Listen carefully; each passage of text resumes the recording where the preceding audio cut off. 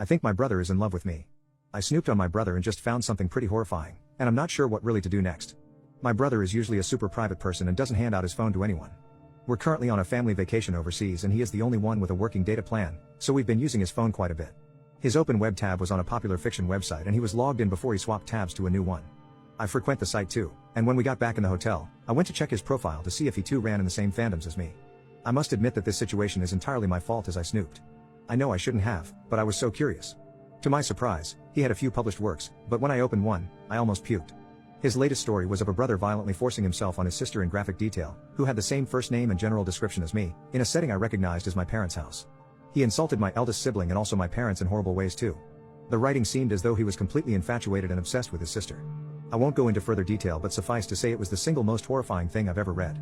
Now I'm in the bathroom of this hotel typing this and I'm not sure how I'm going to go out and face my family. Should I just ignore this? Is this normal and am I overreacting? I mean, everyone has their kinks and my brother has never acted inappropriately towards me or anyone in my family in real life. I really do get that it is fiction and I completely understand that part of the appeal is to push characters to extremes because it would never happen in real life. It would not have disturbed me at all if the people involved were literally any other fictional character, emphasis on the fictional. All I expected when I searched his profile was to find a list of his favorite fictions and thought we could discuss any shared fandoms, and I know I shouldn't have gone looking. I didn't expect him to be an author, much less this. It's late at night and I can't bring myself to sleep in the same room as my brother. I might just crash on the couch where I am at now. Also, I'm planning to beg off tomorrow's planned tour. We'll catch up on sleep then. Update, I wasn't going to do anything about it, but I found that I couldn't just sit there and pretend everything was alright. So I spoke to my brother. We were alone, though our mother was in the house. It was filled with lots of crying. He basically confessed to having those fantasies, but said that he would never hurt me in real life. I only read one of the stories and apparently many of his other works also included me. He promised to stop publishing new ones and to get rid of the old ones.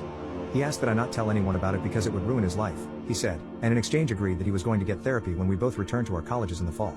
It sounded fair, so I agreed, and we ended the conversation with a hug at his request. In a sense, it felt like a really weird breakup. Not sure how to better describe it. We most definitely will not be able to have what we used to have in the past, and I hope any awkwardness at future family events can be overcome by time and a load of therapy. I'm glad it was sorted out, although that conversation was definitely one of the most awkward ones I ever had. That said, the past week I have started to think. I think my brother did something to me.